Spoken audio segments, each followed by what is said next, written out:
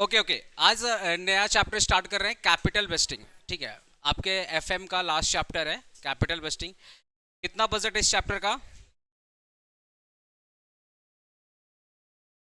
15 नहीं, 20 मार्क्स का चैप्टर है ये। अच्छा, ये जो 20 मार्क्स है, ये जो 20 मार्क्स है, इसमें प्रैक्टिकल प्लस थ्योरी मिला करके 20 मार्क्स है।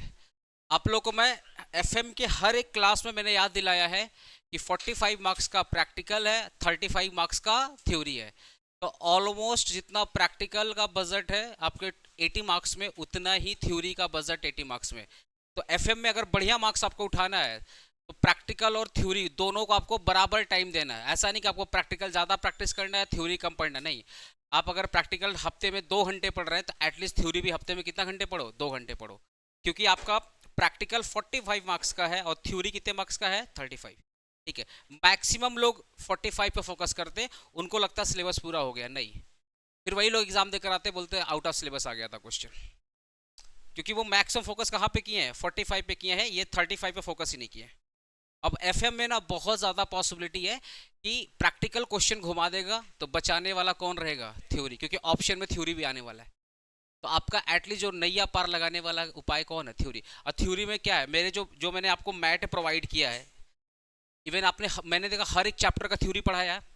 चाहे वो लिवरेज हो, चाहे वो डिविडेंड डिसीजन हो, चाहे वो चैप्टर 1 का थ्योरी हो, part A part B, even time value of money का भी मैंने थ्योरी पढ़ाया। हर एक चैप्टर का मैंने थ्योरी पढ़ाया। पढ़ाया कि नहीं पढ़ाया? सच बोलिए, है ना? पढ़ाया है। ठीक है, ऐसी कैपिटल बस्टिंग का थ्योरी देख लीजिए, ये भी मैं पढ़ाऊंगा। और ये मैट में जितना मैंने थ्योरी डाला, पूरे 5 ईयर का थ्योरी है। अगर आप ये मैट मेरा फॉलो कर लेते हैं, ये थ्योरी आप फॉलो कर लेते हैं, उसके बाद आप पेपर उठाइए, आपको लगेगा ही नहीं कि आपने एक भी क्वेश्चन पढ़े नहीं। आपको सारा सारा क्वेश्चन मैं यहाँ पे डाल दिया। एक भी ऐसा क्वेश्चन आपको नहीं नजर आएगा कि 5 साल में कि सर ने पढ़ाया नहीं है।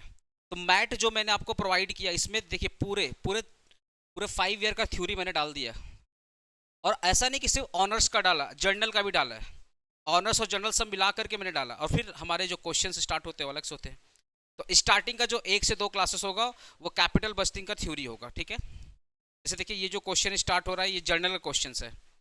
पहले मैंने ऑनर्स के थ्योरी डाले, बाद में किसके थ्योरी डाले हैं? जर्नल के थ्योरी डाले। तो ऑनर्स और जर्नल सब कुछ मैंने डाल दिया, ऐसा कुछ भी नहीं है कि सिर्फ ऑनर्स का या जर्नल का, दोनों मिला करके। ठीक है, तो चैप्टर गाइज हमारा है कैपिटल बस्टिंग। तो सबसे पहले क्वेश्चन यही आता है, सर कैपिटल बस्टिंग होता क्या? ठीक है, सबसे पहले क्वेश्चन ये आ रहा है, कैपिटल बस्टिंग होता क्या? समझिएगा, ध्यान से बात मत करिएगा प्लीज, अच्छे समझिएगा। देखिए, सपोज आप एक बिजनेस स्टार्ट कर रहे हैं।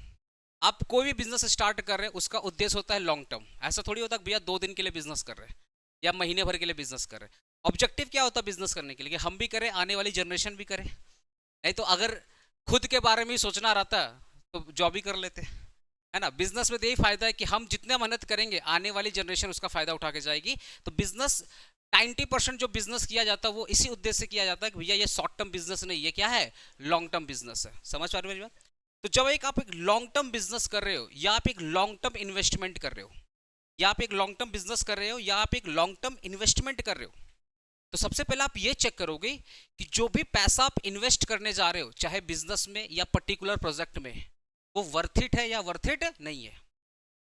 आप कोई भी बिजनेस चालू करने जा रहे हो, कोई भी इन्वेस्टमेंट करने जा रहे हो जो कि लॉन्ग टर्म है, तो सबसे पहले आप ये चेक करोगे किया गया करने सॉरी जो बिजनेस आप करने वाले हो, जो आप इन्वेस्टमेंट करने वाले हो लॉन्ग टर्म के लिए, ये वर्थ इट है या वर्थ इट नहीं है। ये फ्यूचर में प्रॉफिटेबल है या प्रॉफिटेबल नहीं है। मैं एक सिंपल सा एग्जांपल दे रहा हूँ, फिर एक एग्जांपल और दूंगा। पहले एक नॉर्मल एग्जांपल, फिर एक बढ़िया वाला एग्जांपल। नॉर्मल एग्जांपल क्या है कि सपोज आपको एक मशीन परचेज करना है 50 लाख रुपए का। सपोज आपको एक मशीन परचेज करना है 50 लाख का। मशीन की वैल्यू कितनी है? 50 लाख। और ये मशीन की मैक्सिमम या एस्टिमेटेड लाइफ है 10 ईयर। तो आपने आज इन्वेस्टमेंट किया, आज क्या है? 2025। 2025 में अगर आप इन्वेस्टमेंट करते हो तो ये मशीन कब तक चलेगा? 2035, 10 साल तक ये मशीन चलेगा। मशीन का दाम कितना है? 50 लाख रुपया। तो आप ये कैलकुलेट करोगे कि जो मशीन हमें रिटर्न देगी, बिकॉज मशीन तो प्रोडक्शन में यूज होगा, मशीन से जो रिटर्न आएगा, अगर वो 50 लाख से ज्यादा आएगा आने वाले वक्त में, तो हमारे लिए प्रॉफिटेबल है। हमारे लिए ये इन्वेस्टमेंट क्या है? प्रॉफिटेबल है। लेकिन आपने मशीन में इन्वेस्टमेंट कर दिया और आपने कैलकुलेशन किया, पता चला कि जो मशीन हमें वैल्यू देगी पूरे 10 साल में जो वैल्यू देगी वो 40 लाख देगी, और आपने आज इन्वेस्टमेंट कितना किया है, 50 लाख। अब पूरे 10 साल में जो आपको मिलेगा ओनली 40 लाख। क्या आप ये इन्वेस्टमेंट करोगे? आप ये इन्वेस्टमेंट नहीं करोगे।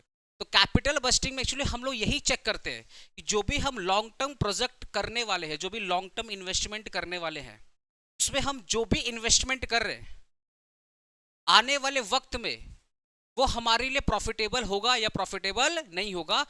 इसके लिए कुछ कैपिटल बस्टिंग में टेक्निक दिया गया, और इसी टेक्निक की मदद से हम लोग पता करते हैं कि हमारा जो प्रोजेक्ट है, हमारा जो बिजनेस है, वो प्रॉफिटेबल होगा या प्रॉफिटेबल नहीं होगा, वर्थ इट होगा या वर्थ इट नहीं होगा। जैसे एग्जांपल दिया मशीन वाला, आपने 50 लाख का इन्वेस्टमेंट किया, अब मशीन पूरे 10 साल में आपको देगा 40 लाख का वैल्यू, ऊपर से इन्फ्लेशन भी देख लोगे, तो आपका इन्वेस्टमेंट करना बेकार है। ऐसा इन्वेस्टमेंट आप अवॉइड करिएगा। लेकिन आपने 50 लाख का इन्वेस्टमेंट किया और आने वाले वक्त में मशीन कमा करके आपको 1.5 करोड़ दे रही है।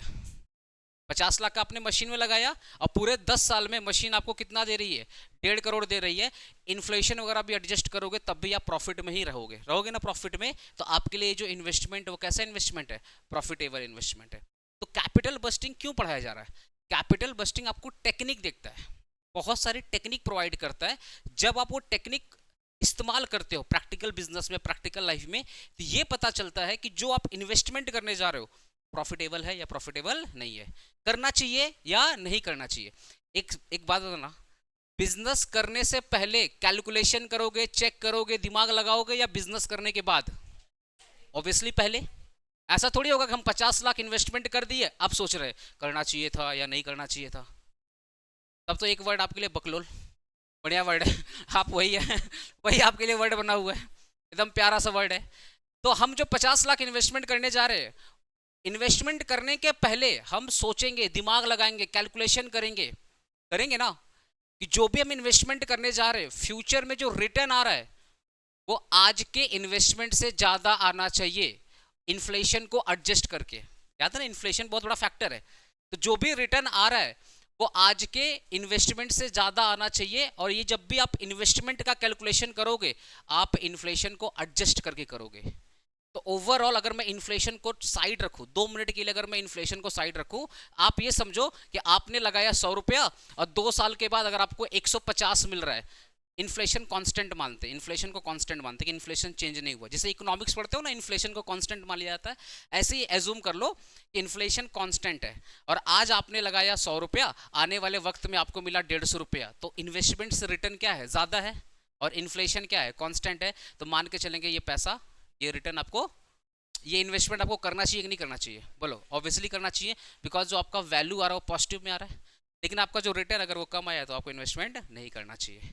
तो कैपिटल बस्टिंग क्या करता है, बेसिकली आपको टेक्निक प्रोवाइड करता है जिससे आप ये पता लगा सकते हैं कि किया गया इन्वेस्टमेंट या आप जो इन्वेस्टमेंट करने वाले हो, चाहे वो लॉन्ग टर्म हो, चाहे वो लॉन्ग टर्म प्रोजेक्ट हो या लॉन्ग टर्म बिजनेस हो, वो आज के टाइम पे करना चाहिए या नहीं करना चाहिए, वर्थ इट है या वर्थ इट नहीं। क्लियर हुआ कैपिटल बस्टिंग? एक बार डेफिनेशन पढ़िए कैपिटल बस्टिंग का। किसी का रिमोट,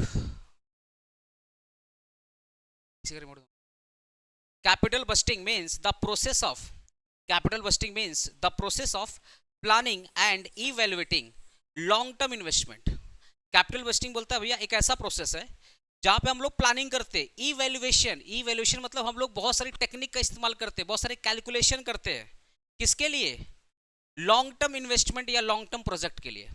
तो कैपिटल बस्टिंग आपको टेक्निक प्रोवाइड करता है, उस टेक्निक के मदद से आपको यह पता चलता है कि जो लॉन्ग टर्म इन्वेस्टमेंट आप करना चाहते हो वो long term investment worth it है या वर्थ इट नहीं है, प्रॉफिटेबल रहेगा या प्रॉफिटेबल नहीं रहेगा, फ्यूचर रिटर्न किए गए इन्वेस्टमेंट से ज्यादा होगा या कम होगा। इसी इवैल्यूएशन को, इसी टेक्निक को अपने क्या बोलते हैं, कैपिटल बस्टिंग। एक एग्जांपल देख लीजिए, पहले आप एग्जांपल देख लीजिए। सपोज अ कंपनी, एक कंपनी है, बाय अ न्यू मशीन। एक कंपनी चाहता है कि भैया want a by a new machine, एक कंपनी नया मशीन परचेज करना चाहता है, ठीक है। उसकी कॉस्ट कितनी है मशीन की, 10 लाख रुपए। कंपनी को ऐसा लग रहा है कि भैया ये जो मशीन है ये 5 साल तक चलेगी और अच्छा खासा प्रॉफिट कमा करके देगी, ठीक है। अब इसके लिए कंपनी क्या करेगी, इवैल्यूएट करेगी, कैलकुलेशन करेगी, वैल्यूएशन निकालेगी। क्या निकालेगी, weather profit generated is more than cost, जो प्रॉफिट मिल रहा है कॉस्ट से कम है या कॉस्ट से ज्यादा है। अगर प्रॉफिट कॉस्ट से ज़्यादा है तो प्रॉफिटेबल बिजनेस है, इन्वेस्टमेंट करना चाहिए। That time will take to recover the cost. Obviously आपको कितना टाइम लग रहा है कॉस्ट को रिकवर करने के लिए, ये भी चेक किया जाएगा। द रिस्क इन्वॉल्व, जो आप इन्वेस्टमेंट करने जा रहे हो उसमें रिस्क कितना है। तो कंपनी एक नया मशीन परचेज करना चाहती है, 10 लाख रुपया उसका दाम है, तो कंपनी ये 3 चीज़ जरूर सोचेगी कि जो मशीन से मिलेगा, जो मशीन से हमें प्रॉफिट मिलेगा वो हमारे कॉस्ट से ज़्यादा है या कम है, वो चेक करेगी। दूसरा, कितने टाइम पे वो पैसा रिकवर कर लेंगे वो भी चेक करेगा। और तीसरा, भैया उस इन्वेस्टमेंट में रिस्क कितना है वो भी चेक करेगा। इसी इवैल्यूएशन को अपने क्या बोलते हैं, capital budgeting. This evaluation process is called capital budgeting. मतलब बेसिकली आप सिंपल सा बात है, इन्वेस्टमेंट करने से पहले आप बहुत सारा दिमाग लगाओगे, कैलकुलेशन करोगे। अगर आपको प्रॉफिट नजर आ रहा है तो बिजनेस करोगे, अदरवाइज आप बिजनेस नहीं करोगे। जो आपने इवैल्यूएशन किया, जो आपने दिमाग लगाया, इसी को अपने क्या बोलते हैं, कैपिटल बस्टिंग। क्लियर है?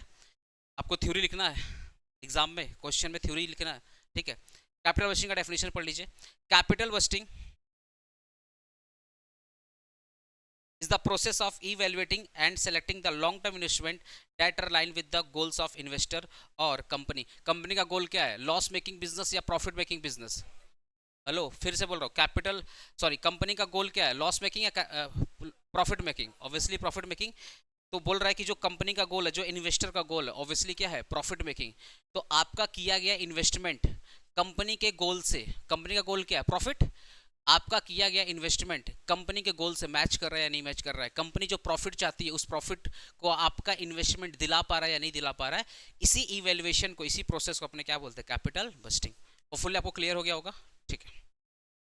अब सर बोलोगे सर थोड़ा टेक्निक बताइए। डेफिनेशन समझ में आ गया अपने को, तो डेफिनेशन समझ में आ गया कि इन्वेस्टमेंट करने से पहले अपने क्या इस्तेमाल करेंगे, टेक्निक इस्तेमाल करेंगे। और ये टेक्निक हमें बताएगा कि बिजनेस प्रॉफिटेबल है, प्रोजेक्ट प्रॉफिटेबल है, इन्वेस्टमेंट प्रॉफिटेबल है या नहीं। तो सर ये टेक्निक होता क्या, कितने टाइप के टेक्निक है? देखिए दो टेक्निक है, एक है मॉडर्न टेक्निक और एक है ट्रेडिशनल टेक्निक, है ना। कितने टाइप के टेक्निक है, दो टेक्निक है, एक है मॉडर्न टेक्निक और एक है ट्रेडिशनल टेक्निक। अगर मैं मॉडर्न टेक्निक की बात करूं तो ये 4 होते हैं। कितने होते हैं, 4। और ट्रेडिशनल कितने होते हैं, 2। तो टोटल 6 टेक्निक है। पहले ब्रॉडर ब्रॉडर डिवीजन देखो। ब्रॉडर डिवीजन क्या बोलता है, modern technique and traditional technique. जैसे इकोनॉमिक्स पढ़ा होगा तुम लोग, मॉडर्न इकोनॉमिक्स, क्लासिकल इकोनॉमिक्स, ऐसे ही मॉडर्न टेक्निक और ट्रेडिशनल टेक्निक, है ना। मॉडर्न के कितने टेक्निक हैं, 4। और ट्रेडिशनल कितने हैं, 2। अगर मॉडर्न की बात करूं, पहला टेक्निक नाम क्या है, एनपीवी। पढ़ाया तुम लोग, टाइम वैल्यू ऑफ मनी में पढ़ाया हूं ना, एनपीवी, नेट प्रेजेंट वैल्यू पढ़ाया था। प्रॉफिटेबिलिटी इंडेक्स, पीआई, ठीक है, आज पढ़ा दूंगा। इंटरनल रेट ऑफ रिटर्न, और एक होता है डिस्काउंटेड पेबैक। क्या होता है, डिस्काउंटेड पेबैक। ये 4 टेक्निक का नाम देखिए फटाफट। पहला टेक्निक नाम क्या है, NPV, net present value. Second क्या है, प्रॉफिटेबिलिटी इंडेक्स। थर्ड क्या है, internal rate of return. Fourth क्या है, डिस्काउंटेड पेबैक। ये 4 टेक्निक हो गया। इसी एग्जाम में क्वेश्चन भी इसी टेक्निक से बनता है। एग्जाम में जो क्वेश्चन आएगा इसी टेक्निक से आएगा। जैसे मैंने कॉस्ट ऑफ कैपिटल में आपको अच्छा खासा पढ़ाया था ना, शेयर का पढ़ाया था, डेट का पढ़ाया था, इक्विटी का पढ़ाया था, फिर इक्विटी के 6 टाइप के थे। तो वैसे ही यहाँ पर भी आपको टेक्निक से ही एग्जाम में क्वेश्चन आएगा। एक बार टेक्निक फिर से रिवाइज करते हैं। पहला क्या है, एनपीवी, नेट प्रेजेंट वैल्यू। दूसरा क्या, प्रोबेबिलिटी इंडेक्स। ये दोनों काफी इजी है, एक दूसरे का बेसिकली क्या, उल्टा ही करना, ठीक है, वो हो जाएगा, सिंपल है। एक है internal rate of return. Next क्या है, डिस्काउंटेड पे बैक। अच्छा, अब ट्रेडिशनल की बात कर लूँ, ये क्या है, पे बैक। नेक्स्ट क्या है, एवरेज रेट ऑफ रिटर्न। ठीक है, सच बता रहे हैं, आपको यही लग रहा है कि ये सब नाम है या कुछ और है, क्योंकि खतरनाक खतरनाक दिख रहा है, पर टेंशन मत लो, आज ये 2 सिखा दूंगा, ठीक है। उसके बाद नेक्स्ट क्लास में आपका रिमेनिंग सिखा दूंगा। आज ये 2 पहले सीख लो अच्छे से। तो पहले आज हम लोग क्या सीखेंगे, एनपीवी, नेट प्रेजेंट वैल्यू और प्रॉफिटेबिलिटी इंडेक्स। चलो, जितना पूछ रहा हूँ बताओ। कैपिटल बस्टिंग क्या है, हेलो, कैपिटल बस्टिंग क्या है सर? एक ऐसा प्रोसेस है या एक ऐसा इवैल्यूएशन है जिससे ये पता चलता है कि हम लॉन्ग टर्म जो इन्वेस्टमेंट करने वाले हैं वो हमारे लिए प्रॉफिटेबल है या प्रॉफिटेबल नहीं है। इसी टेक्निक को, इसी इवैल्यूएशन को अपने क्या बोलते हैं, capital budgeting. Shortcut clear? Sir ये टेक्निक कितने टाइप्स होते हैं, 2 टाइप्स के। पहला टेक्निक का नाम बताइए, मॉडर्न। सेकंड क्या है, ट्रेडिशनल। मॉडर्न में कितने हैं, 4। ट्रेडिशनल कितने हैं, 2। खाया ना खाना तुम लोग? ये आज पड़ोसी ने ब्रेकफास्ट दिया, हाँ? अरे अपने घर खाया कि दूसरे घर खाया? तो दाल चावल में दम है कि नहीं तुम्हारा? नहीं है। तुम लोग सच में फैमिली की बात है तब भी गुस्सा नहीं था तुम लोग का? ऐसा है, कब जागेगा तुम लोग? चलो चार का नाम बताओ तो। एनपीवी पहला क्या है? Net present value. दूसरा क्या है? Pi profitable profitability index. Next क्या है? IRR internal rate of return. Discounted pay back. अब पे बैक से फिर एक और याद आएगा, ट्रेडिशनल वाला पे बैक। ठीक है, नेक्स्ट क्या रहेगा? A R R average rate of return. अच्छा, अरे तुम लोग को जब हम कुछ बोलते हैं ना तो तुम लोग कुछ हमको बोलता है अंदर अंदर। वो रिवर्स हो जाता है, कुछ होता है। एक तो एक तो गरीब आदमी कितना दिन बाद मोबाइल लिया है, ऐसा आंख लगा है तुम लोग का, मोबाइल छूने में डर लगता है मेरे को। चलो कम क्लियर हुआ ये चीज? ओके, चलो अब बात करते हैं पहला टेक्निक। बाप रे, पहला टेक्निक का नाम क्या है? NPV net present value. ठीक है, अब देखो इस पूरे चैप्टर में ना ये टेबल आपको बनाना पड़ेगा। ये जो टेबल है, पहला क्या है? पर्टिकुलर। दूसरा क्या है? Time period. नेक्स्ट क्या है? PVF present value factor. यही है, ठीक है देख लेते हैं। PVF present value factor. उसके बाद क्या है? अमाउंट। उसके बाद क्या है?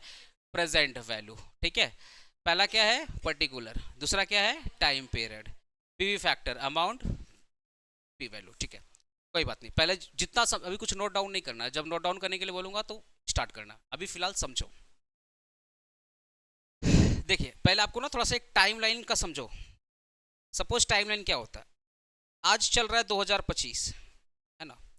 तो जो आज का टाइम पीरियड है, आप आज इन्वेस्ट कर रहे हो, प्रेजेंट टाइम इन्वेस्टमेंट कर रहे हो। आप पढ़ो ना बेस ईयर और नॉमिनल ईयर, पढ़े हो ना?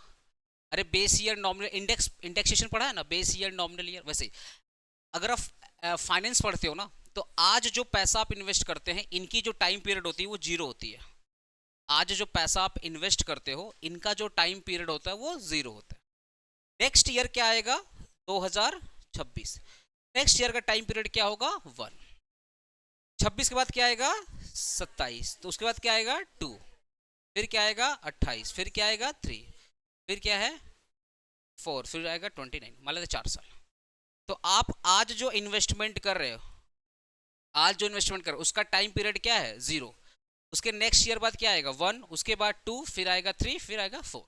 ठीक है, 1 2 3 नहीं सिखा रहे, टाइम पीरियड सिखा रहे। ठीक है, okay. Next question. Suppose suppose मैं, अच्छा आप बताओ, ऐसा कोई बिजनेस है क्या जो पहले आपको प्रॉफिट कमा के देगा, बाद में बोलेगा इन्वेस्टमेंट करो? ऐसा कोई बिजनेस है? अमल आपका वाइवा हो रहा है, अब क्वेश्चन पूछ दिया कि ऐसा कौन सा बिजनेस है जो पहले आपको इनकम दे रहा है और बाद में आपको बोलता है इन्वेस्टमेंट करो, एक्सपेंडिचर करो? ऐसा क्वेश्चन पूछ सकता है क्या? ऐसा क्वेश्चन ऐसा हो सकता है क्या? देख हमको तुम लोग पागल मत समझना, ऐसा क्वेश्चन कभी होता ही नहीं है। और ऐसा बिजनेस कभी होता ही नहीं है कि पहले आपको इनकम दे देगा और बाद में आपको क्या देगा कि चलो भैया तुम कॉस्ट करो। ऐसा कोई नहीं है। ये एक ही जन कर सकता है, डोरेमोन, जिसका टाइम याद है ना, वो अपना टाइम मशीन कर सकता है। नॉर्मल लाइफ में ऐसा नहीं होता। पहले आपको क्या करना पड़ेगा? इन्वेस्टमेंट। फिर आपको क्या मिलेगा? बिजनेस, सॉरी, आपको क्या मिलेगा? इनकम मिलेगा। तो जो आप इन्वेस्टमेंट कर रहे हो ना उसको बोलते कैश फ्लो। तो पैसा जा रहा है ना। अरे आप बिजनेस करने के लिए जाओगे तो आप ऑफिस खरीदोगे, प्लांटेशन लगाओगे, मतलब फैक्ट्री वगैरह का परचेज करोगे, रॉ मटेरियल परचेज करोगे, मशीन परचेज करोगे, लेबर वगैरह को हायर करोगे, तो भयंकर आपका इन्वेस्टमेंट होने वाला है। तो सबसे पहले आप जो बिजनेस करने वाले हो उधर आप इन्वेस्टमेंट करोगे। तो जो आप इन्वेस्टमेंट करते हो उसको बोलते हैं कैश आउटफ्लो। बोलो ना, क्या बोलते हैं? Cash outflow. ठीक है, तो ऐसा जैसे मैं सेंटर खोला तो पहले इन्वेस्टमेंट किया। जिस दिन बोलता है ना ग्रीश पार्क में पढ़ाएंगे, अच्छा सर बढ़िया बिल्डिंग होगा, नहीं पार्क में पढ़ाएंगे, बोला नहीं आएंगे। तो बोला आप आने का मतलब बढ़िया रूम चाहिए, एसी चाहिए, फर्नीचर चाहिए। हम बोले चटाई में बैठेंगे, नहीं गुरुकुल नहीं है, अपने कलयुग के बच्चे हैं, अपने मस्त डेस्क पे बैठेंगे, बेंच पे बैठेंगे। तो अच्छा खासा आपको आने के लिए अच्छा खासा व्यवस्था किया गया है। वो क्या है? कैश आउटफ्लो है। पहले पॉकेट से पैसा लगा है, तो जब तुम लोग फीस देता है तो मेरा पैसे में निगाह मत लगाया कर, इन्वेस्टमेंट किया है मैंने। ठीक है, तो क्या है? Cash outflow. पहला क्या होता है? Cash outflow.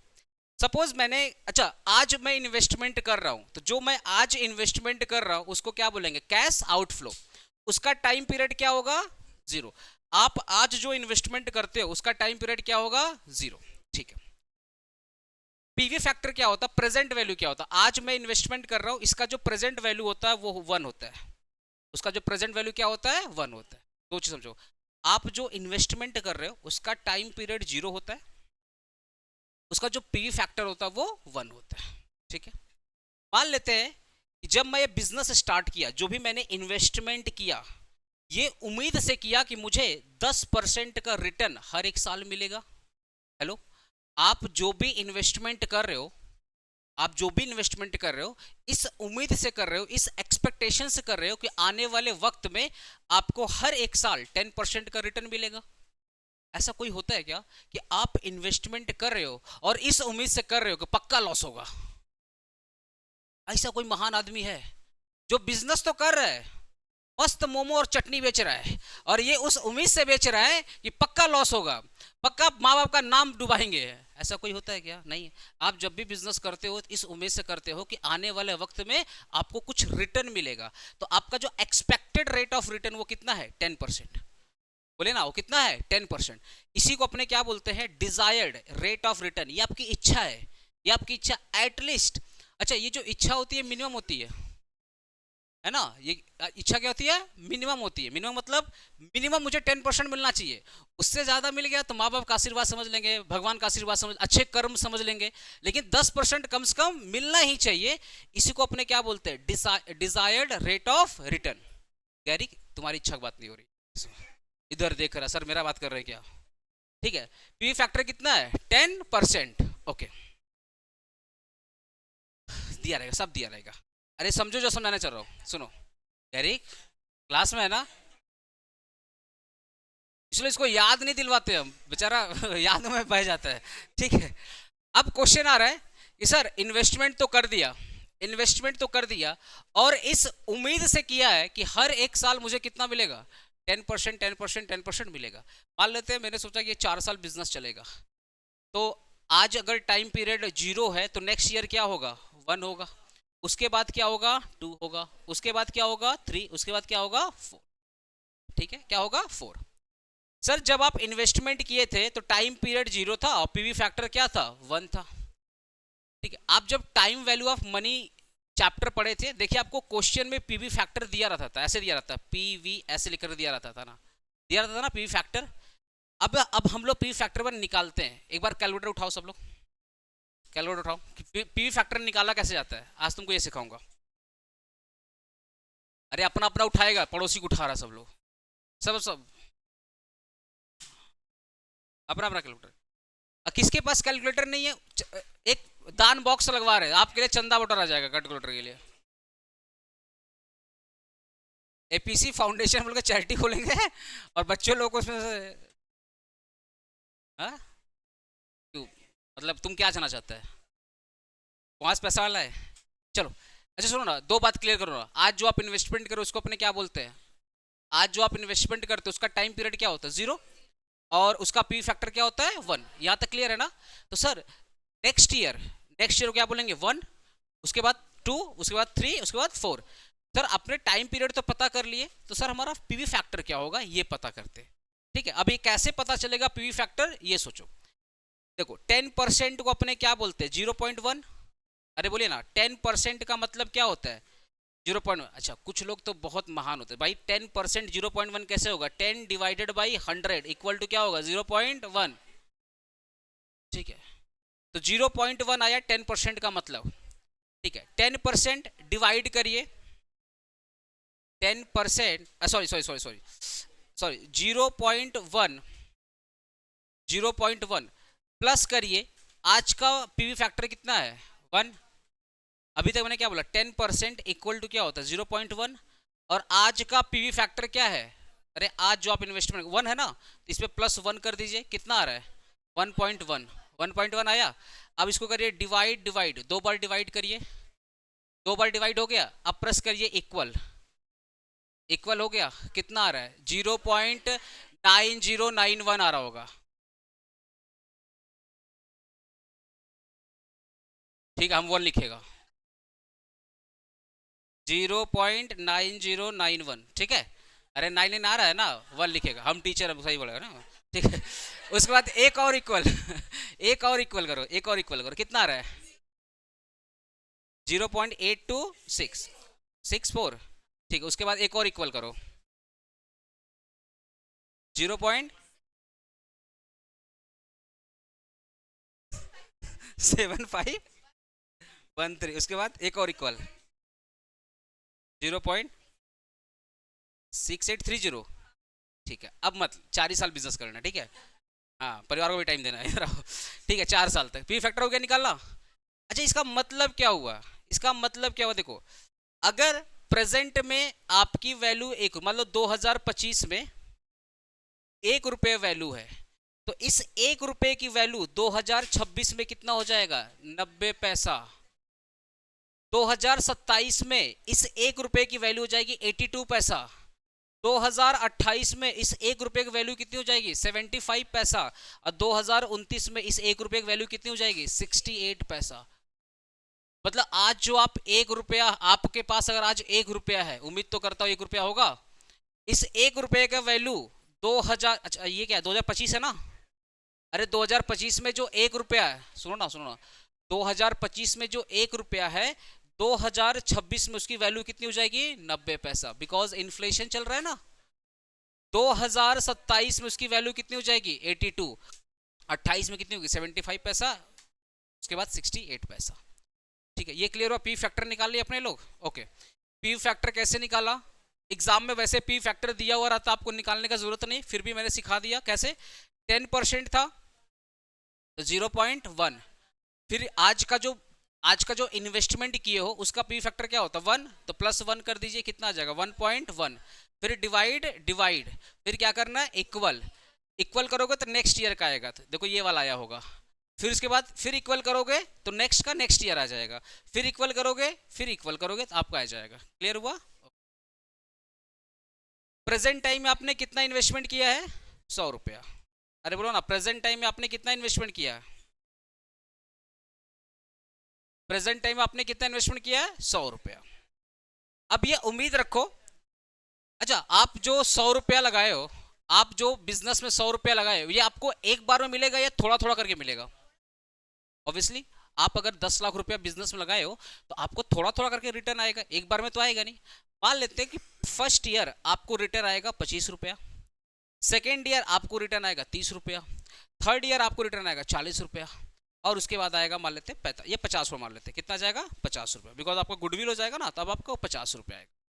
ठीक है, तो जो आपने 100 रुपया इन्वेस्ट किया है 2025 में, ये आपको एक बार में नहीं आएगा, ये आपको थोड़ा थोड़ा करके आएगा। ठीक है, तो पहला साल आपको रिटर्न आ रहा 25 रुपया। अच्छा ये हाइपोथेटिकल है, ये आप अपने हिसाब से भी कर सकते हो। ठीक है, पहले साल आपका रिटर्न कितना आएगा? 25। नेक्स्ट ईयर कितना आएगा? 30। उसके नेक्स्ट ईयर कितना आएगा? 40। उसके नेक्स्ट ईयर कितना आएगा? 50 रुपया। ये आपका हाइपोथेटिकल। अब बोलेंगे सर प्रेजेंट वैल्यू निकालते हैं, तो प्रेजेंट वैल्यू निकालना है तो दोनों में मल्टीप्लाई करो, तो 1 इंटू 100 कितना आएगा? 100। अरे 1 इंटू 100 कितना आएगा? 100। अब इसमें दोनों मल्टीप्लाई करो, 0.9091 इंटू 25 करो, कितना आ रहा है? 22.7275। उसके बाद इंटू करो 0.8264 इंटू 30 करो। अरे इन दोनों में मल्टीप्लाई करो, 24.792। उसके बाद फिर मल्टीप्लाई करो। तुम लोग मल्टीप्लाई कर रहे हो ना सब में? ठीक है करो। हाँ 30052। उसके बाद 34.15। अब इसको ऐड करो, इसको ऐड करो, इसको ऐड करो, इसको ऐड करोगे। अच्छा कुछ लोग सोच रहे होंगे सर यहाँ पे रेड क्यों किया है, यहाँ पे ये क्यों किया है, इसके पीछे रीजन है, आपको अलग से समझाना है। देखो मैंने स्पेस भी छोड़ा है। ठीक है, आप इनको ऐड करो, इनको ऐड करो, कितना आ रहा है? 111.773 कर लो ना, क्या दिक्कत है?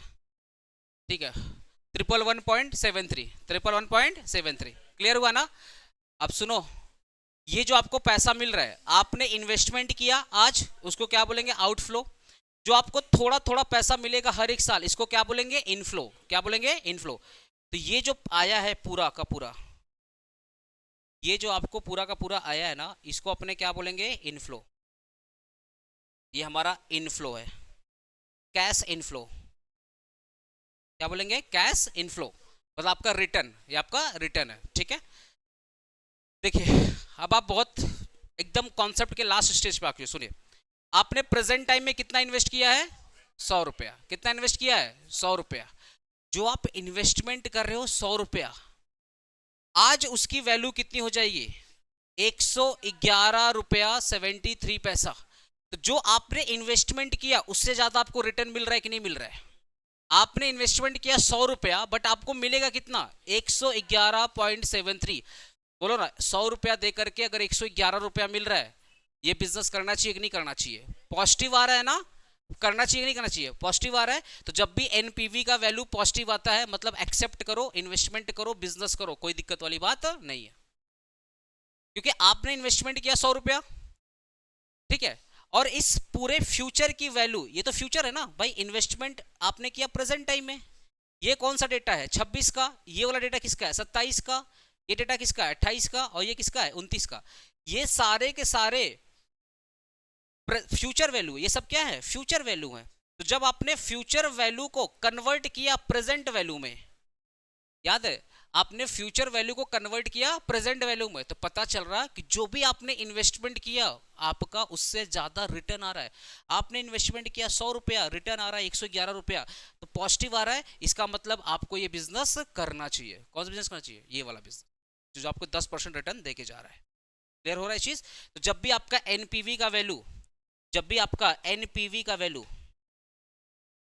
पॉजिटिव आए, क्या है, पॉजिटिव, मतलब ग्रेटर देन 0, तो ये बिजनेस एक्सेप्ट कर लो, बिजनेस क्या कर लो, एक्सेप्ट कर लो। अगर एनपीवी का वैल्यू नेगेटिव आए, एनपीवी लेस देन 0, तो इस केस में ये बिजनेस मत करना। और तीसरा, एनपीवी इक्वल टू अगर 1 आए, 1 आए, एनपीवी इक्वल टू 1 आए, या एनपीवी इक्वल टू 0 पकड़ लो ना, सॉरी, एनपीवी इक्वल टू 0 पकड़ लो। अगर एनपीवी इक्वल टू 0, इसका मतलब क्या, जितना सोचा था उतना मिल गया, जितना सोचा था उतना मिल गया, तब भी बिजनेस एक्सेप्ट कर लो। अरे जितना सोचा था उतना मिल गया, 10% सोचा था ना, 10%, याद करो डिजायर्ड रेट कितना था, 10%। तो जितना सोचा था अगर उतना रिटर्न मिल गया, तो एनपीवी का वैल्यू क्या आएगा, 0, तभी तो अच्छी बात है। अरे भाई मैंने एक एक्सपेक्टेशन किया था कि इस ये वाला बिजनेस, ये वाला प्रोजेक्ट, ये वाला इन्वेस्टमेंट मेरे को 10% का रिटर्न दे के जाएगा, तो जो मैंने सोचा था वो मुझे मिल गया। इस केस में एनपीवी का वैल्यू क्या होगा, 0 होगा। क्या होगा, 0। तब भी आपको तब भी ये प्रोजेक्ट एक्सेप्ट कर लेना चाहिए, ये प्रोजेक्ट आपको करना चाहिए। क्लियर हुआ नहीं, क्लियर हुआ। चलो, तो एनपीवी ये वाला कैसे निकालेंगे। अच्छा, ये पॉजिटिव कैसे पता चला, 111.73 माइनस 100, तभी तो आया 11.73। और 11.73 मतलब क्या, 0 से ज्यादा, 0 से ज्यादा मतलब क्या होता है, पॉजिटिव। तो इसको अपने बोलते हैं ए। जो आपका कैश आउटफ्लो होता है ना, इसको अपने क्या बोलते हैं, सॉरी, जो आपका जो कैश आउटफ्लो होता है इसको अपने क्या बोलते हैं, ए। और जो कैश इनफ्लो होता है इसको अपने क्या बोलते हैं, बी। तो एनपीवी का वैल्यू कैसे निकलेगा, बी माइनस ए।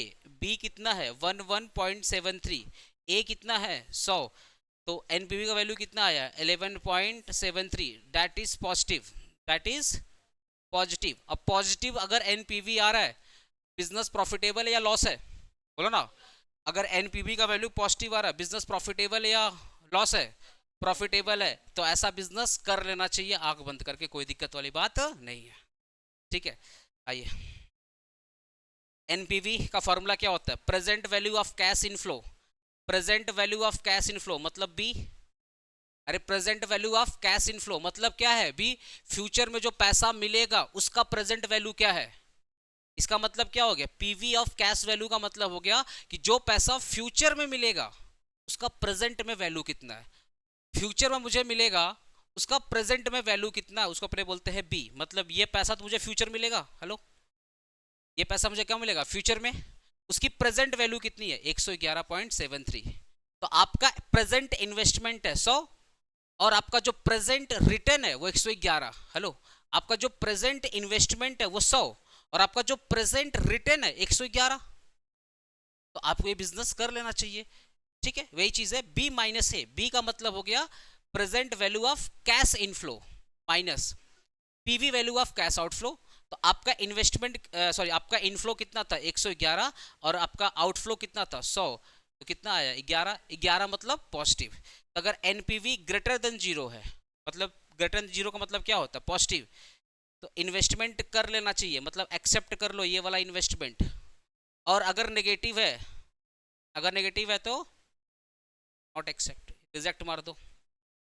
और एनपीवी है तो एक्सेप्ट कर लो, क्या कर लो एक्सेप्ट, कोई दिक्कत। तो एनपीवी समझ में आया। तो एनपीवी हमें यह बताता है कि बेसिकली जो फ्यूचर में पैसा मिलने वाला है, जो फ्यूचर में रिटर्न मिलने वाला है, उसकी प्रेजेंट वैल्यू क्या है। अगर उसकी प्रेजेंट वैल्यू पॉजिटिव है भैया आंख बंद करो बिजनेस कर लो, नेगेटिव है मत करो, बराबर है चलो, जितना सोचा था उतना ही मिला, छोटा सोचा था छोटे मिला, कोई बात नहीं, एटलीस्ट जितना सोचा था मिला तो समथिंग बेटर देन नथिंग, चलो कर लो बिजनेस, क्या दिक्कत है। क्लियर हुआ एनपीवी। एनपीवी का सेकंड क्या है प्रोबेबिलिटी इंडेक्स। प्रोबेबिलिटी इंडेक्स क्या बोलता है बी बाई ए। बी क्या था कैश इनफ्लो, फ्यूचर का पैसा प्रेजेंट में उसकी वैल्यू क्या, फ्यूचर का पैसा प्रेजेंट में उसकी वैल्यू क्या है बी, डिवाइडेड बाय ए मतलब आज का इन्वेस्टमेंट। तो बी बाई ए आपका होता है प्रोबेबिलिटी इंडेक्स, ठीक है। तो फॉर्मूला क्या हो गया प्रोबेबिलिटी इंडेक्स का, PV value of cash inflow divided bye PV value of cash outflow, present value of cash inflow divided by present value of cash outflow, ठीक है। प्रोबेबिलिटी इंडेक्स का एक और नाम है डिजायरेबिलिटी इंडेक्स। प्रोबेबिलिटी का एक और नाम क्या है डिजायरेबिलिटी इंडेक्स, ठीक है। तो प्रोबेबिलिटी इंडेक्स का दूसरा नाम क्या है, प्रोबेबिलिटी इंडेक्स का दूसरा नाम क्या है desirability index, okay. Decision criteria, अगर 1 से ज्यादा है मतलब क्या है, अगर पीआई 1 से ज्यादा है, पीआई 1 से ज्यादा कब होगा, सुनो सुनो सुनो, पीआई 1 से ज्यादा कब होगा, फॉर्मूला क्या है, फॉर्मूला क्या है, हेलो हेलो, फॉर्मूला क्या है कैश इनफ्लो, यही फॉर्मूला है ना, cash inflow divided by cash outflow, यही फॉर्मूला। कैश इनफ्लो कितना आया था 111, पॉइंट को इग्नोर करो, 111 डिवाइडेड बाय करो 100, कितना आ रहा है 1.11, यही आ रहा है ना 1.11, ठीक है। तो इसके नीचे भी तो 1 होगा, अरे 1.11 डिवाइडेड बाई 1 करोगे तो 1.11 आएगा। इसका मतलब क्या हो गया कि आपने इन्वेस्टमेंट किया 1 रुपया और आपको मिला 1 रुपया 11 पैसा, पॉजिटिव आ रहा है। इसका मतलब यही हुआ ना कि आपने आउटफ्लो आ रहा है, देखो ये आउटफ्लो है और ये इनफ्लो है। इसका मतलब हो गया कि अगर आप 1 रुपये का इन्वेस्टमेंट कर रहे हो तो आपको मिल रहा है 1 रुपया 11 पैसा, मतलब पॉजिटिव, एक्सेप्ट करो। अगर वैल्यू 1 से ज्यादा है, अरे 1.1 ग्रेटर देन 1 है ना, बोलो ना 1.1 ग्रेटर देन 1 है कि नहीं। तो जब भी वैल्यू 1 से ज्यादा है तो बिजनेस करना चाहिए नहीं करना चाहिए, बिजनेस करना चाहिए, एक्सेप्ट कर लो। अगर वैल्यू 1 से कम है, आपने इन्वेस्टमेंट किया 1 रुपया और आपको मिल रहा 90 पैसा, तो ऐसा बिजनेस नहीं करना चाहिए, ठीक है। और अगर पीआई की वैल्यू 1 है, आपने इन्वेस्टमेंट किया 1 रुपया और आपको मिला 1 रुपया, कोई बात नहीं एक्सेप्ट कर लो। एटलीस्ट कुछ ना करने से बेहतर बिजनेस कर लो बैठे रहोगे, एटलीस्ट आपको 1 रुपया तो मिल रहा है तो बिजनेस कर लेना चाहिए, एक्सेप्ट करना चाहिए। तो अगर पीआई में को हमेशा 1 से डिनोट करते हैं, मतलब 1 से उसका कंपेरिजन करते हैं, और एनपीवी का कंपेयर किससे करते हैं 0 से करते हैं। तो NPV greater than 0 that is positive acceptable business, NPV less than 0 that is negative not acceptable business. NPV equal to 0 मतलब क्या है कि भैया जितना सोचा था उतना आपको मिल गया तो कर लो, कोई दिक्कत वाली बात नहीं है, ठीक है। प्रेजेंट वैल्यू ऑफ फैक्टर, थोड़ा ये समझते हैं प्रेजेंट वैल्यू फैक्टर का क्या क्या एग्जाम में नाम दे सकता है, ठीक है। आपका सीयू है, पता है ना सीयू, आपका तभी कोई सौतन लाइफ में तो हुआ नहीं है, सीयू है, दुश्मन भी है दोस्त भी है सौतन भी है, आपको आपको बर्बाद करने में वो कोई भी कसर नहीं छोड़ेगा। लास्ट वाला सेमेस्टर बच्चा लोग से पूछ लो, लास्ट सेमेस्टर में जो बच्चा लोग एग्जाम दिया है ना, एक बार अपना सीनियर से डिस्कस कर लेना, सब रो करके निकला है एफआरएफ ऐसे और एफएम के एग्जाम में, भयंकर भयंकर क्वेश्चन पूछा था लास्ट टाइम में। इसलिए बोलता हूँ वो दोस्त भी है दुश्मन भी है और सब कुछ है आपका। तो इसका नाम अगर प्रेजेंट वैल्यू फैक्टर ना देकर क्या क्या दे सकता है, पहला डिजायर्ड रेट ऑफ रिटर्न, दूसरा क्या दे सकता है minimum required rate of return, तीसरा क्या दे सकता है कट ऑफ रेट। अच्छा डिजायर्ड रेट ऑफ रिटर्न मतलब मेरा डिजायर कितना था 10%, एटलीस्ट मुझे 10% मिल ही जाना चाहिए, minimum required rate of return, minimum मुझे कितना मिल जाना चाहिए 10%। कट ऑफ रेट, याद है आपका कॉलेज का जब आप एग्जाम दिए थे कट ऑफ रेट था कि अगर आप इतना परसेंटेज लाओगे तो आपका एडमिशन होगा, ये भी तो एक क्राइटेरिया था। तो इसका एक और नाम है कट ऑफ रेट। नेक्स्ट क्या हो गया, हर्डल रेट। भैया हर्डल मतलब बाधा, रुकावट, आपने ये रुकावट को क्रॉस किया तो आप बिजनेस करो, आपने ये रुकावट को क्रॉस नहीं किया बिजनेस मत करो, एक और नाम है। अच्छा, थ्रेशोल्ड रेट मतलब प्रेजेंट वैल्यू फैक्टर ना बोल के बोलता है थ्रेशोल्ड रेट, थ्रेशोल्ड रेट इसका भी मतलब वही होता है प्रेजेंट वैल्यू फैक्टर। और लास्ट में क्या होता है, cost of capital. Cost of capital पढ़े थे ना परसेंटेज में, तो ये जो 0.11 आ रहा है इसको 100 कर दोगे तो परसेंट में आ जाएगा ना, यही तो कॉस्ट ऑफ कैपिटल कि भैया जो हम इन्वेस्टमेंट कर रहे हैं उसके बदले रिटर्न क्या आ रहा है, कितना परसेंट का रिटर्न क्या आ रहा है। तो प्रेजेंट वैल्यू फैक्टर का दूसरा नाम क्या है, कॉस्ट ऑफ कैपिटल। तो देख रहे हो ये भाई साहब के कितने नामकरण है। हमको लग रहा है ना ये मम्मी रखी होगी, ये मौसी रखी होगी, दादी रखी होगी नाम बताओ तो, डिजायर्ड रेट ऑफ रिटर्न, उसके बाद minimum required rate of return, उसके बाद क्या है कट ऑफ रेट, फिर hurdle rate, threshold rate, cost of capital. Clear हुआ? Okay, last topic, last topic, ठीक है, cash flow of capital busting. Cash flow of capital busting. अच्छा शाम को क्यों नहीं आता तुम लोग, डबल क्लास दे रहे फिर भी नहीं आ रहा तुम लोग।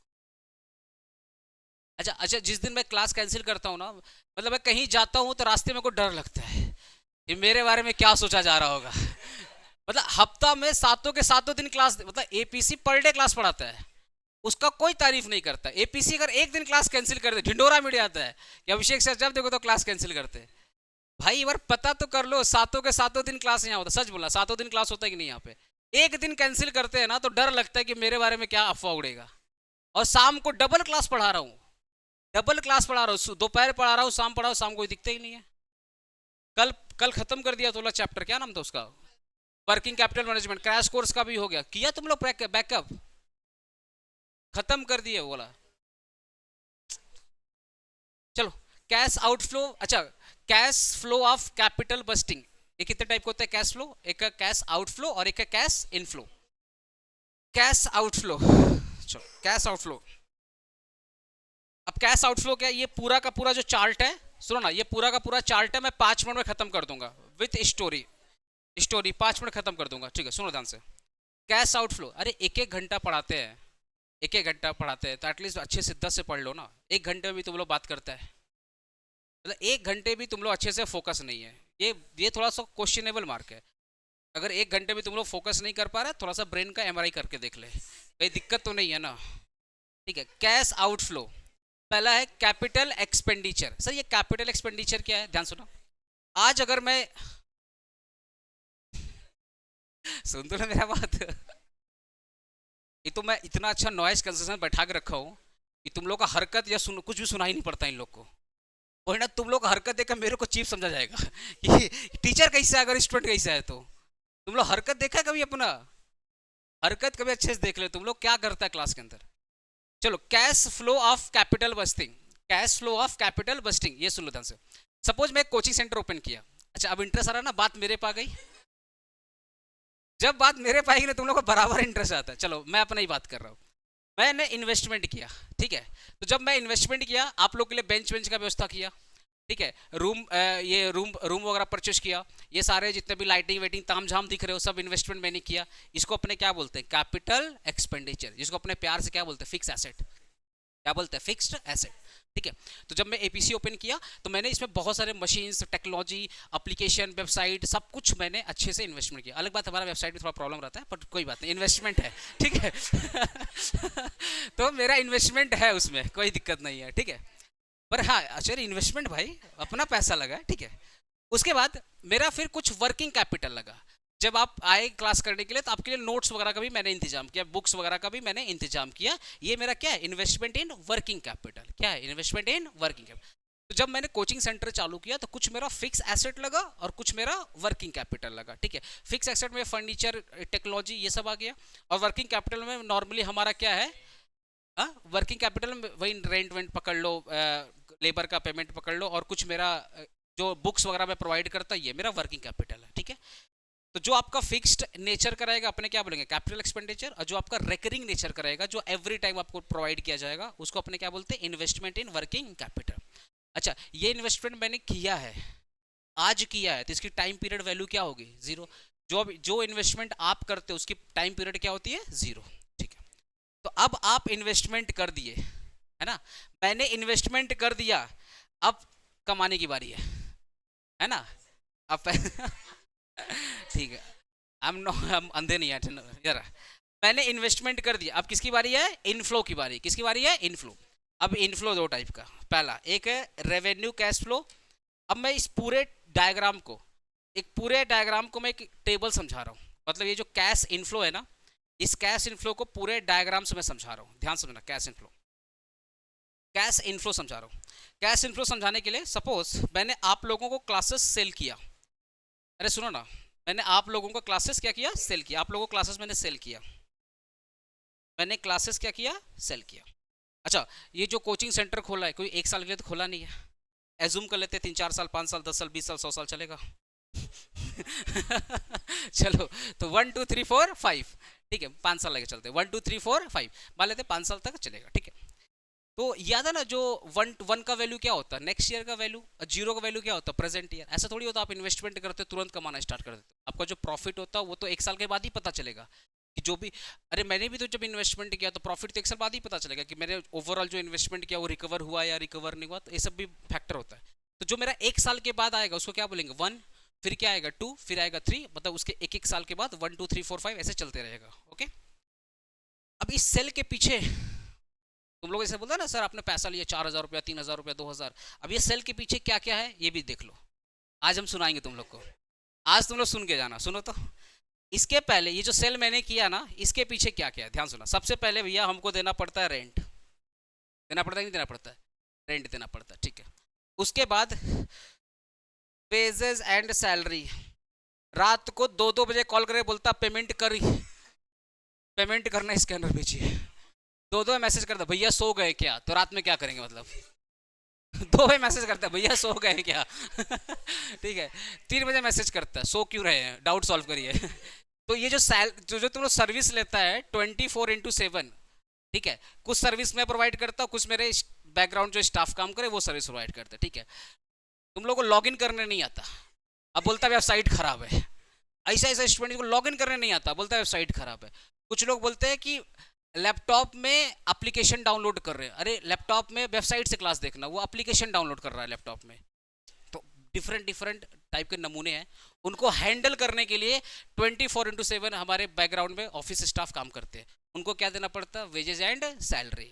ठीक है, उसके बाद तुम लोग का कलकत्ता में बैठ करके कश्मीर का फीलिंग लेना है, दिन भर एसी चालू, ठीक है, उसके लिए क्या आता है भैया इलेक्ट्रिसिटी, है ना, उसके लिए क्या आता है इलेक्ट्रिसिटी। ये मॉडर्न तरीके से पढ़ा रहे हैं इसके लिए भी क्या इलेक्ट्रिसिटी ज़्यादा आता है। ठीक है, एसी वैसी दिन में चलते रहता है। ओके, फिर उसके बाद तुम लोग जहाँ बैठता है ये भगवान, उसका क्या आता है डिप्रेशन नहीं डेप्रिसिएशन, उसका क्या आता है डेप्रिसिएशन। अब डेप्रिसिएशन कैसे होता है, कुछ लोग बोलते हैं बताइए तो कैसे होता है डेप्रिसिएशन, बता रहे हैं। देखो तुम लोग जब बैठता है कभी गुस्सा आया धम से मार दिया, तो मेरा तो खराब हो रहा है भाई। कभी रिमोट काम नहीं करता रिमोट ऐसे तोड़ता है, ठीक है, बोलता है एसी खराब है ठंडा नहीं कर रहा है, एसी चालू करता नहीं है बोलता है एसी खराब है, तो एसी को तोड़ दिया, यहाँ कर दिया, बेंच को तोड़ दिया। अब कुछ लोग का दिल का बात बोल नहीं पा रहा तो बेंच पे लिख दिया, कभी तो बैठेगी पड़ेगी मैं ही लिखा था, आया बस हमने। तो डेप्रिसिएशन वगैरह भी आता है, आया, ठीक है, तो इन सब में आता है डेप्रिसिएशन।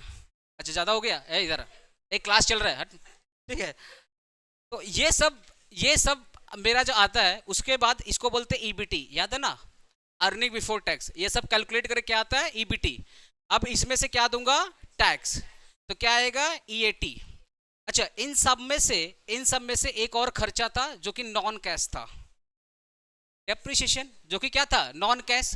और कैश फ्लो जब हम लोग पढ़ाए थे, याद करो, जब मैं कैश फ्लो एफआरए में जब कैश फ्लो पढ़ाया था तो बोले थे जितने भी नॉन कैश एक्सपेंडिचर उसको क्या करो एड बैक करो to get a real profit. तो डेप्रिसिएशन क्या एक नॉन कैश एक्सपेंडिचर है, मैं एसी का 5,000 डेप्रिसिएशन चार्ज कर रहा हूं पर वो 5,000 मेरे पॉकेट से जा नहीं रहा है, जस्ट मैं बुक्स ऑफ अकाउंट में डेप्रिसिएशन दिखा रहा हूं पर मेरा गले में 5,00,000 5,000 रुपया है वो जा कहीं नहीं रहा है। मेरे अकाउंट में 5,000 रुपया वो कहीं नहीं जा रहा है। तो जो मेरा नॉन कैश एक्सपेंडिचर है, अब हमें जो है क्या करना पड़ेगा, ऐड करना पड़ेगा। क्या करना पड़ेगा, ऐड।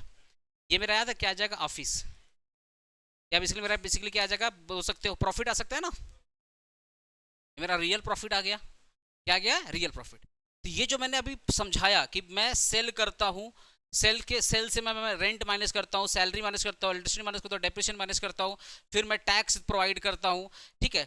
बाद में मैं डेप्रिसिएशन ऐड करके अपना रियल प्रॉफिट पता कर लेता हूँ। तो ये जो रियल प्रॉफिट मेरा आया, इसको बोलते हैं रेवेन्यू कैश फ्लो।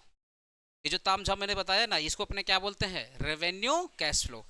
इस वर्ड का मतलब था रेवेन्यू कैश फ्लो। का मतलब क्या है कि अगर मैंने 3,000 रुपया फीस लिया, अगर मेरे को 1,000 रुपया बच रहा है, सॉरी 2,000 मेरा खर्चा हो गया, अगर 1,000 रुपया मेरे को बच रहा है, that is the meaning of revenue cash flow. कि आपके फीस में से खर्चा वर्चा माइनस करने के बाद जो बच गया वो मेरा क्या है, रेवेन्यू कैश फ्लो। या सिंपल समझाऊं, जो फीस मेरा मिल रहा है वो मेरा क्या है, रेवेन्यू कैश फ्लो। सिंपल, जो फीस आप प्रोवाइड कर रहे हो उसी को अपने क्या बोलेंगे, रेवेन्यू कैश फ्लो। क्लियर हुआ? जिस दिन मेरे को पढ़ाने का मन नहीं किया, बहुत हो गया बिजनेस, बहुत हो गया पढ़ाई लिखाई, अब नहीं हो रहा, अब खत्म, अब वर्ल्ड टूर पे जाना है, ठीक है, या हिमालय चल जाना मोह माया से मुक्त होकर के, मोदी की तरह झोला उठा करके, है हसन है। तो अगर जिस दिन मेरा मूड हुआ कि नहीं भैया बहुत कोचिंग सेंटर हो गया, बहुत पढ़ा लिया, गले का हालत पूरा खराब हो गया, अब बिजनेस क्लोज करना है। पता है ये बिजनेस ऐसा है जाते जाते भी कमा के देगा। कैसे? ये जितने भी फर्नीचर है हिमालय थोड़ी लेकर जाएंगे, बेच के जाएंगे। तो इसको अपने बोलते हैं टर्मिनल कैश फ्लो। आया हुआ सामने, हिमालय में एसी क्या जरूरत है, एसी बेच के जाएंगे, आया हुआ सामने। तो जितना भी चीज तुम लोग दिख रहा है ना, सब एक एक कोना कोना देख करके सब बेच देंगे। अब मतलब जिस साल में सेल आउट करूंगा, जिस साल में बिजनेस बंद करूंगा, वो भी मेरे को कमा के देगा। ये सारे के सारे जो ऑब्वियसली ये तो न्यू तो रहेंगे नहीं, ये तो स्क्रैप में भी कहेंगे, है ना। ये सारा का सारा चीज मैं बेचूंगा, स्क्रैप में बेचूंगा।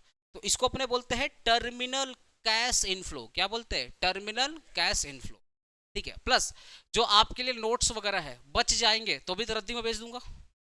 जैसे सेम 5 के कुछ बुक्स वगैरह बच गए तो रद्दी में बेच दिया मैंने, ठीक है। अभी सेंटर साफ सुथरा दिख रहा है ना, वही तो रद्दी वाला बुलाया था, सब बेचवा दिया जो खराब था। तो ये जो आ रहा है बिजनेस बंद करने के बाद, जब आप अपने सारे के सारे एसेट वगैरह को बेचोगे, चाहे वो स्क्रैप में बेचो या जैसे भी बेचो, उससे भी तो पैसा आएगा। उसको अपने बोलते हैं टर्मिनल कैश इनफ्लो। अब इसमें दो चीज आता है, एक आता है सेल ऑफ स्क्रैप और दूसरा आता है रिलीज ऑफ वर्किंग कैपिटल। अरे नोट्स में कौन सा कैपिटल लगा है, वर्किंग कैपिटल लगा है ना। मेरा जो बुक्स में बनाता हूँ उसमें कौन सा कैपिटल लगा है, वर्किंग कैपिटल। तो जब मैं बुक्स को रद्दी में बेच दूंगा, कबाड़ी वाले को बेच दूंगा, तो कुछ तो पैसा मिलेगा, तो मेरा वर्किंग कैपिटल क्या हो जाएगा, रिलीज हो जाएगा। क्लियर हुआ? तो जाते जाते जब मैं बिजनेस क्लोज करूंगा तब भी मेरे को टर्मिनल कैश इनफ्लो मिल ही जाएगा। दो चीज में, एक स्क्रैप में, जब मैं एसेट को बेचूंगा तो स्क्रैप में बेचूंगा बिकॉज यूज करते करते उसका टाइम खत्म हो गया। नेक्स्ट हो गया जो भी मेरा वर्किंग कैपिटल लगा है, अगर मैं रद्दी के भाव में बेचूंगा तब भी मेरे को पैसा कुछ ना कुछ मिल ही जाएगा, तो मेरा वर्किंग कैपिटल क्या हो जाएगा, रिलीज हो जाएगा। ठीक है। एक चीज देखो कहाँ तक पढ़ लिया अपने लोग, कहाँ तक पढ़ लिया। मॉडर्न टेक्निक में क्या क्या हो चुका है, नेट प्रेजेंट, दूसरा क्या है प्रोबेबिलिटी। एक बार मैं इसका रिवीजन, क्विक रिवीजन।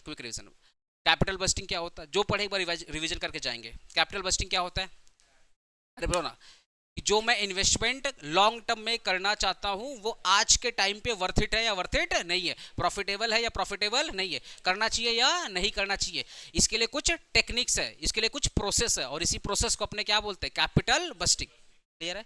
कितने टेक्निक्स हैं, तो पहला का नाम क्या है मॉडर्न, दूसरा नाम क्या है, मॉडर्न में कितने हैं, 4। पहला एनपीवी, दूसरा पीआई क्या प्रोबेबिलिटी इंडेक्स, एक और है ना डिसेबिलिटी इंडेक्स। हाँ, नेक्स्ट क्या आपका इंटरनल रेट ऑफ रिटर्न, ठीक है। फिर क्या है डिस्काउंटेड पे बैक, ट्रेडिशनल में पे बैक, उसके बाद ARR, average rate of return, ठीक है।